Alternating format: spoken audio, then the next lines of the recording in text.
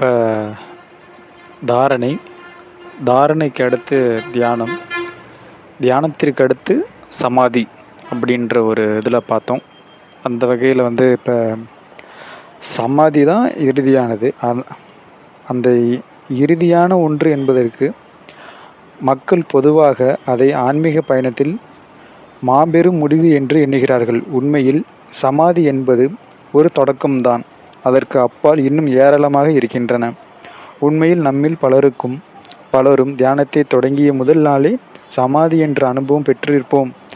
உங்களுக்கு ஏற்பட்டது அல்லவா? அதுபோல சமாதி என்ற அனுபவம் நாம் முன்னேற ஆழ்ந்தும் மாற்றமடைந்து கொண்டே இருக்கும். சமாதி என்பது ஆழ்ந்த தியானம். அது தெய்வீகத்தில் ஆழ்ந்து லயித்திருப்பதே ஆகும். அதன் பின் நம் உள்ளிருக்கும் அந்த தெய்வீக பிரசன்னத்தில் ஐக்கியமாக தொடங்குகிறோம். இறுதியில் அதனுடன் ஒன்றாவோம். எனினும் முழுமையான ஐக்கியம் உடனடியாக ஏற்பட்டு விடாது. அது படிப்படியாக நடக்கக்கூடியது. அடுத்தடுத்த தியானத்தில் மென்மேலும் சிறிது முன்னேற்றம் ஏற்படுவது சாத்தியமாகிறது. ஒன்றுபடுவதற்கான நிலையில் உள்ள ஒவ்வொரு சிறிய மாற்றத்திலும் நாம் நிறைவு பெற்ற ஒரு உணர்வை பெறுகிறோம். அவ்வுணர்வு நமக்கு இதுவரை ஏற்பட்ட எந்த அனுபவத்திற்கும் நிகரானதல்ல. நம் இதயத்தில் அமைதியிலும் திருப்தியிலும் மூழ்குகின்றோம். இது எவ்வாறு இருக்கையில் எதுவும் நம்மை தொந்தரவு உள்ளாக்குவது சாத்தியமா? நம் இனியும் மன அழுத்தத்தையும் சமநிலையற்ற தன்மையும் உணர்வோமா? இதயத்தில் அமைதி இருக்கும்போதுதான் மனநலம் இருக்கும். பலர் தியானத்தை மனம் செயலற்று இருக்கக்கூடிய நிலை, எண்ணமற்ற இருக்கக்கூடிய நிலை என்று கருதுகிறார்கள். அந்த ஐக்கிய நிலையில்தான் சலனமற்ற உள்நிலை அடிப்படை அமைந்துள்ளது என்று அவர்கள் புரிந்து கொள்வதில்லை.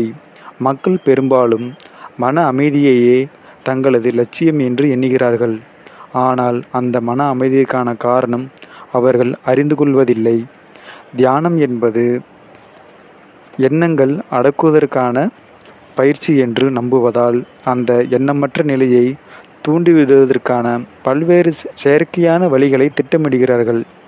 மனம் குவிக்கும்போது எண்ணமற்ற நிலையை உருவாக்கக்கூடிய விதத்தில் சில புள்ளிகள் நம் உடலில் இருக்கத்தான் செய்கின்றன.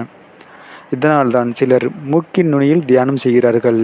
எனினும் உள்ளார்ந்த தெய்வீக பிரசன்னத்தில் ஐக்கியம் அடையாமல் வெறும் எண்ணமற்ற நிலை என்பதுதான் அறியாமை நிலைதான். அது மனதின் மந்தத்தன்மை. ஆனால் எந்த உபயோகமும் இல்லை அதன் மூலம். நாம் இப்போது அந்த வார்த்தையை பற்றி ஆரம்பிக்கலாம். சமாதி என்னும் சொல் சமம் மற்றும் மூல முதல் என்ற பொருளை தரும் இரண்டு வடமொழி வேர்களின் சேர்க்கையாகும். சம என்றால் சமம் மற்றும் ஆதி என்றால் மூல முதல் என்று பொருளாகிறது. ஆகவே சமாதியில் நாம் மூல முதல் நிலைக்கு சமமான ஒரு நிலைக்கு செல்கிறோம். அதுவே நம் ஜீவிதத்திற்கு வருமுன் இருந்த நிலையாகும்.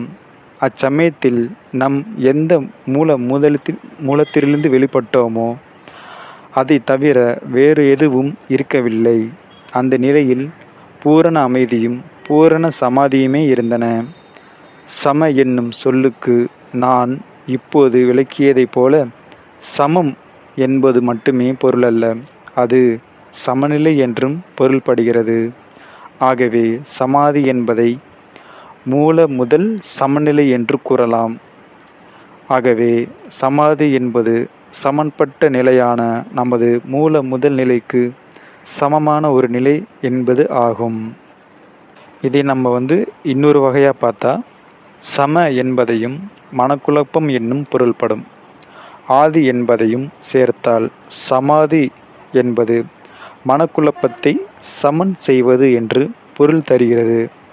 இது உண்மையை வெளிப்படுத்தக்கூடிய ஒரு விளக்கமாகும். சமாதியில் குழப்பம் கொண்ட மனம் அதன் மெய்நிலையான சமன்பட்ட இயல்பை மீண்டும் பெறுகிறது. சமநிலை என்பது மனதின் இயல்பு. மனம் குழப்பம் என்பது செயற்கையானது. அது பின்னால் ஏற்பட்டது. அதில் நம்மால் உருவாக்கப்பட்ட ஒன்று ஆகும். இதுதான் இந்த சமாதி பற்றி சில குறிப்புகள். மீண்டும் அடுத்த ஒரு தலைப்பில் சந்திப்போம். நன்றி, வணக்கம்.